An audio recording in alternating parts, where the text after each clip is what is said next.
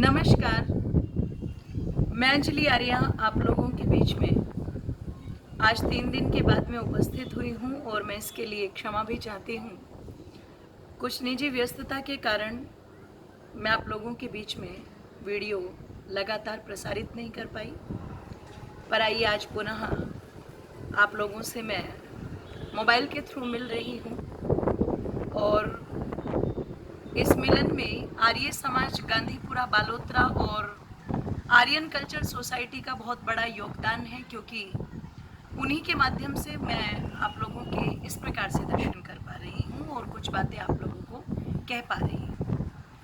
तो जैसा कि आप सब जानते हैं, पिछले दिनों हम लोगों ने एक संस्कार की श्रृंखला को आरंभ किया था और मैंने कहा था कि यदि कोई भी माता पिता एक उत्तम संतान का निर्माण करना चाहते हैं तो निश्चित उसके लिए संस्कारों की व्यवस्था होना बहुत जरूरी है।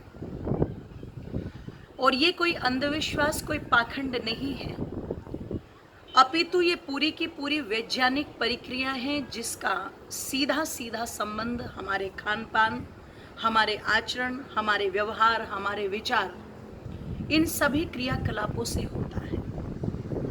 तो वास्तव में यदि चाहते हैं माता पिता एक अच्छी संतान का निर्माण करना, तो जैसा कि हम पहले कह चुके हैं, गर्भाधान संस्कार जो पहला संस्कार है उसकी मुख्यता को समझे, जिसकी चर्चा मैं अपनी पहली वीडियो में कर चुकी हूँ। आइए आज हम दूसरे संस्कार की चर्चा करते हैं जिसको कहा जाता है पुंसवन संस्कार। और ऋषियों की माने तो पुंसवन संस्कार गर्भ के तीसरे या चौथे महीने के मध्य में किया जाता है।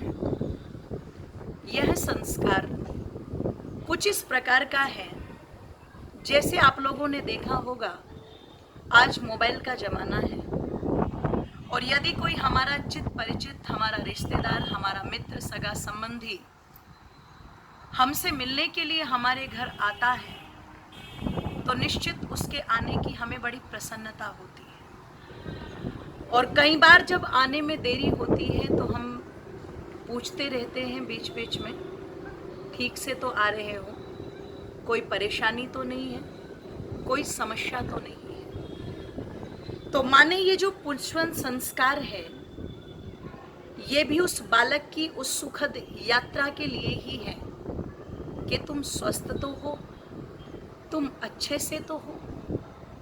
और इसके लिए विज्ञान बताया महर्षि दयानंद ने संस्कार विधि के अंदर कि हम घर के अंदर यज्ञ करें, गर्भिणी स्त्री को उस यज्ञ वेदी पर बैठाए, पति के साथ मिलकर के वो स्त्री यजमान बने, क्योंकि यजमान अकेला नहीं होता, पति और पत्नी दोनों मिलकर के यजमान कहलाते हैं।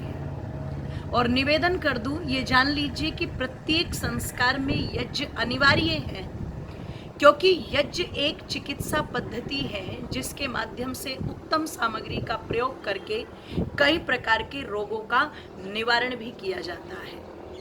यज्ञ की पवित्र सुगंधी हमारी श्वासों के माध्यम से जब हमारे शरीर में प्रवेश करती है तो निश्चित वो हमारी रोग प्रतिरोधक क्षमता को बढ़ाने का कार्य करती है। तो इसीलिए यज्ञो वही श्रेष्ठतमम कर्मः, कि यज्ञ सर्वश्रेष्ठ कर्म है इस संसार का।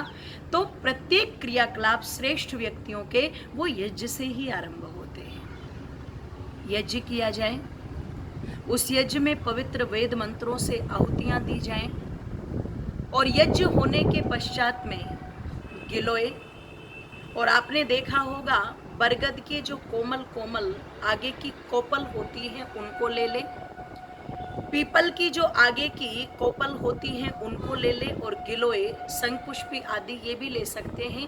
पर ये गिलोय और पीपल की कोपल और बरगद की आगे वाली जो कोमल कोमल कोपल होती है, इन तीनों को लेकर के और इनको कूट करके एक सूती कपड़े में रख करके, और कहते हैं इनका रस निकाल करके वो गर्भिणी स्त्री को सूंघाना चाहिए। ये तीनों ही औषधियाँ अपने आप में जिनका आयुर्वेद में बहुत बड़ा महत्व है, और आप यदि स्वामी रामदेव जी को भी देखें तो वो भी इन्हें अमृत के तुल्य बताते हैं। एक गर्भिणी स्त्री के बालक को उत्तम स्वास्थ्य प्रदान करने के लिए ये तीनों औषधियां अत्यंत महत्वपूर्ण हैं। इसलिए इन तीनों प्रकार की औषधियों का कुछ कुछ मात्रा में समय समय पर गर्भिणी स्त्री को सेवन करते रहना चाहिए। निवेदन आप लोगों के मध्य में कर दूं, माताएं अपने खान पान को शुद्ध पवित्र रखें। अधिक मिर्च और मसालों का प्रयोग अपने भोजन में न करें, क्योंकि उससे तमोगुण उत्पन्न होता है और बालक जो है वो क्रोधी स्वभाव का पैदा होता है। आज छोटे छोटे बच्चों के अंदर जो जिद, जो चिड़चिड़ापन दिखाई देता है, वो कहीं ना कहीं माता पिता के, माँ के, विशेष करके माँ के खान पान का ही परिणाम है। तो माताएं अपने भोजन को शुद्ध और सात्विक रखें, अच्छी पुस्तकों का स्वाध्याय करें, अच्छा चिंतन करें, अच्छा मंथन करें, दूध आदि का प्रयोग अधिक करें और दूध पीना है तो उसमें भी थोड़ी मात्रा में सौंठ आदि डाल करके उसका प्रयोग करें। सर्दियों का समय है तो मात्रा थोड़ी सी बढ़ाई जा सकती है। इसलिए ये पूरा विज्ञान उस बालक को सुंदर और स्वस्थ बनाने के लिए होता है, जो पुंसवन संस्कार के अंतर्गत होता है।